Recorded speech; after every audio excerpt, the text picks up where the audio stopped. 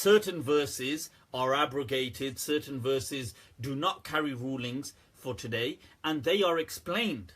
So, and as is this verse of the hitting, I have explained previously in more depth, and I will do so in the future, that this is an abrogated verse. It is haram to hit, and this was something that was set through the Prophet, through the prophetic wisdom of trajectory hermeneutics, that as time would go, it would become haram.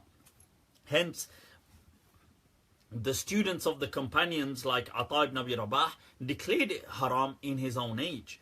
And this was something that the people before I'd mentioned, that the people prior to the Prophet, and even in the Prophet's time, they lived in a very warrior lifestyle, a very kind of, they were a warrior people. They were like, the only thing I can kind of liken them onto is like the kind of Viking lifestyle. So if any of you are familiar with the kind of Viking thing, it's all about raiding and looting people, and this is what the Arabs were like then.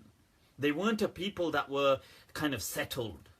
I mean, they were settled as in they had their own settlements, but they were more just a warrior people, clan, fighting, raiding, and it was all about that. That was all it was about. Now, in their lifestyle, the men and the women were generally like that. It wasn't just the men. Everybody was a part of that society. So in those kind of societies, there were certain things that everybody accepted, and that everybody wanted. And even the women in that society felt that if we do something wrong, if he's a real man, he ought to hit us. Now, this kind of thing, by later standards, is deemed by general people unacceptable.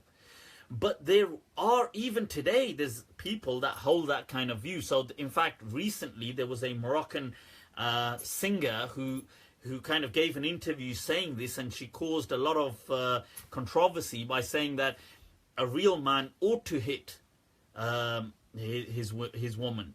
And she was saying, not like beat the hell out of, but if you've done something wrong. Now, today, this is a minority understanding, this kind of worldview, but people don't accept that.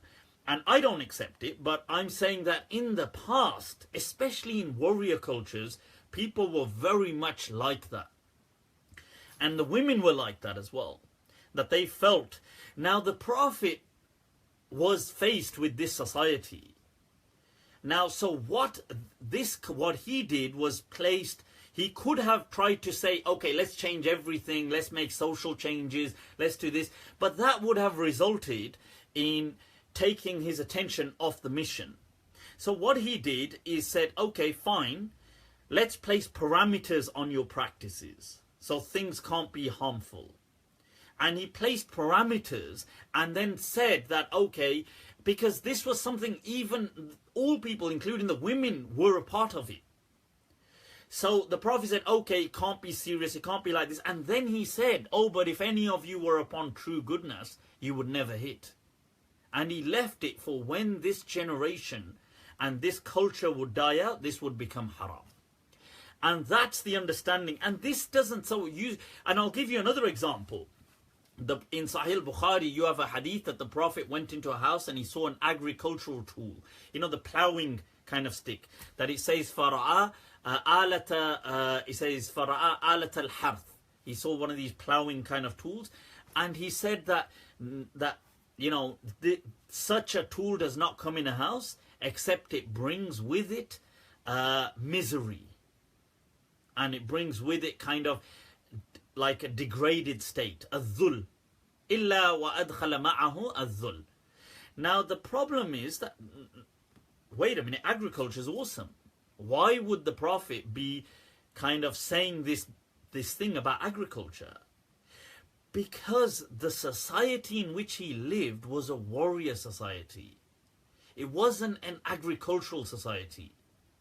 Now, if people started to take like if they started to get so heavily involved in fields and stuff like this, it's awesome, but the climate in which they lived, they then became a danger to people around them, because the other people around them that engulfed them were all warriors, and they would raid them, they would kill them, so this is why the Prophet had to kind of addressed them with what they needed.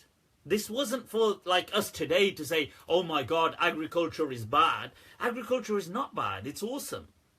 The Prophet was not trying to say agriculture is bad. And Ibn Ashur explains this. Ibn Ashur, the legend, the Shaykhul Islam of his time, and the Grand Mufti of the Malikiya, explains this in his comment on his footnotes on Sahih al-Bukhari, saying that this hadith was because of this. Otherwise, the Prophet was not averse or did not have an issue with agriculture.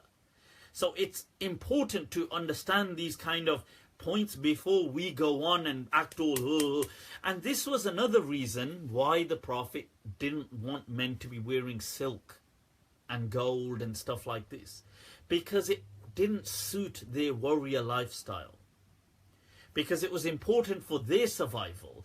Now the Prophet knew in times to come, he said that, look, soon Allah will open up for you the kingdoms and Muslim generations will change, and with that many changes will come, and this kind of thing will be kind of shed and jettisoned, because the culture will change.